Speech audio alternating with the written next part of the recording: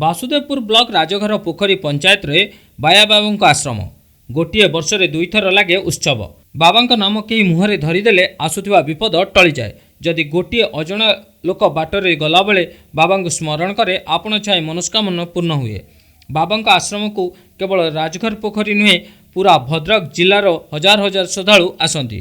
भेंडिया पुह बाहर को जाऊ किंबा काहारी झील बाहाघर हो रोगरे पड़ी छटपट हो बाबा काहारी मनस्कामना ऊणा करती नहीं।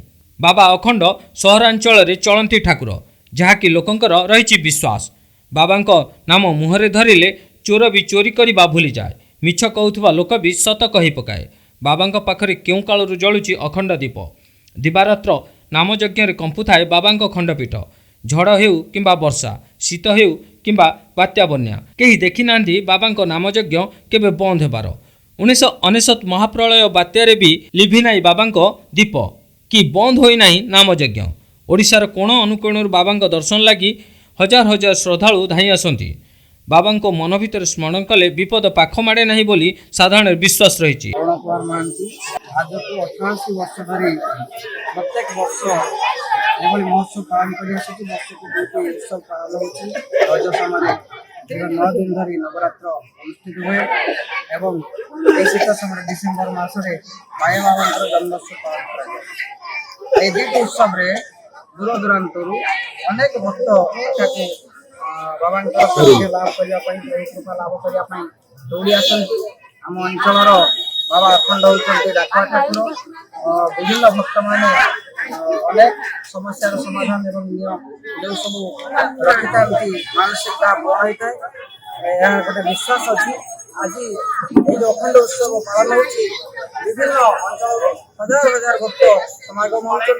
दीर्घ 2 दिन धरी 19 और 20 तारीख पुरी प्रवचन केशव दास कृष्ण द्वारा प्रवचन भागवत पारायण अनुष्ठित होती।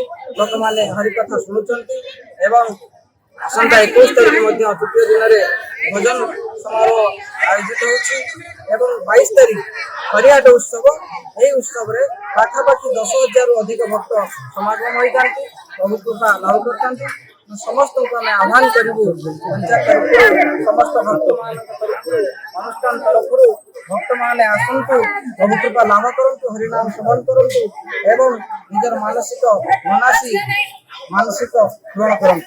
कमलाकांत नायक हरिनाम सृष्टि हरिनाम अनुभव हरिनाम केमी लोक मैंने मोक्ष प्राप्ति करेंगे अनुभव कर स्थापन करते हरिनाम संकीर्तन आरंभ कर जहाँकि आज 88 वर्ष धरी एपर्यंत अनवरत भाव चली आस 23 वर्ष माया बाबा पुणी अखंड नामयज्ञ आरंभ अखंड नामयज्ञ जहाँ कहुए 24/7 नाम अखंड नामयज्ञ चलो अखंड दीप जल अखंड उत्सव आरंभ होगा नवरात्र आरंभ होगा आम ये अंचल लोक मानकर एमती भगवान के प्रति विश्वास आसी से जहाँ भी टे दुख अनुमान कथा से आसी प्रभु पाखे जड़ाई आमर बाया बाबा स्मृति उद्देश्य अखंड नामयज्ञ उत्सव जो महोत्सव हुए बहुत दूर दूरांतर भक्त मैंने आसी था आम जाना मुख्य चाउल आरंभ होता है अनुष्ठान की आज ये स्थान में पहुंच पार्टी केवल से भक्त मान आम ये भेड़ा अंचल बदान्य व्यक्ति मान आम के स्वप्न भावी नुँ एमती सुंदर मंदिर टे हम यार कॉरिडोर टे एत सुंदर हम आम कहीं स्वप्न भावी नुँ जहाँ भगवान सेमती किसी बदान्य व्यक्ति कंठे विराजमान कर स्वतंत्र भाव आसी पहुंची ये अनुष्ठान उन्नति करने